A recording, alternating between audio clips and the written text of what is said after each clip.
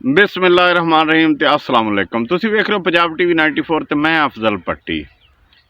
नाज़रीन, किसान नूं रीढ़ दी हड्डी गिणिया जांदा है ते रीढ़ दी हड्डी ते ना वक्तन फवक्तन सट लगदी रहिंदी है।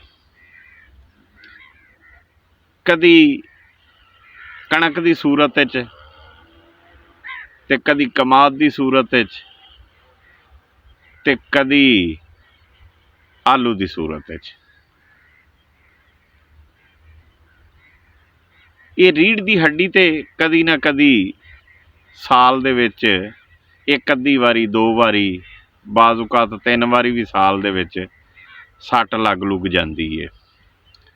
सट तो मुराद कदी कणक सस्ती कर दी ते किसान रुल गया, ते कदी मक्की सस्ती कर दी किसान रुल गया, ते कदी आलू सस्ता कर दिता ते किसान रुल गया। नाज़रीन, पिछली वारी 2024 जी कणक पक्की सी, हुण तो 2025 आ गया ना, तो हुण 2 महीनों बाद 3 बाद कणक फिर पक जाएगी।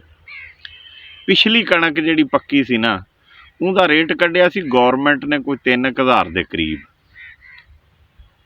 ते किसी किसान नूं बोरी नहीं लभी। कोई चंद एक नूं लभ गईयां होणगीयां, ते किसानां दी जिहड़ी ना जिमीदारां दी कणक घरां 'च पई रुल गई। फिर मजबूर प्राइवेट खातिਆਂ ਨੂੰ उन्होंने कणकां दित्तियां। किसी ने 1800 ਨੂੰ, किसी ने 2000 ਨੂੰ, हद 2200 तक कणक विकी। बहुत रोली कणक।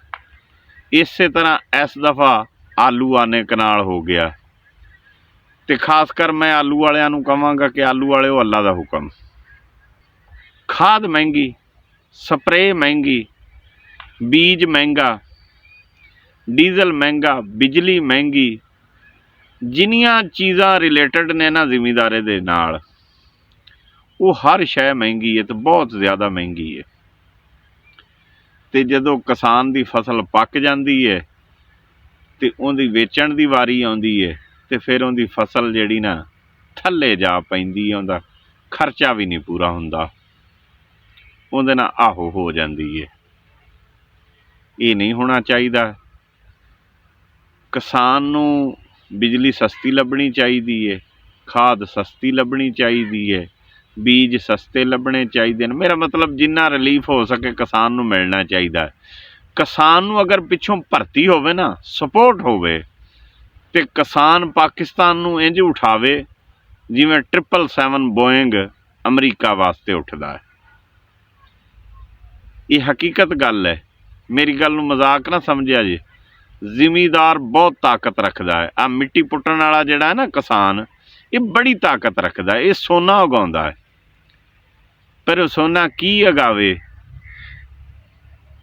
उन्हों आ महंगाई मार दी रखती है। तो फिर जदों उहदी फसल पकदी है, वो फसल उहदी बहुत सस्ती जाती है, तो वो फिर सोना की उगावे।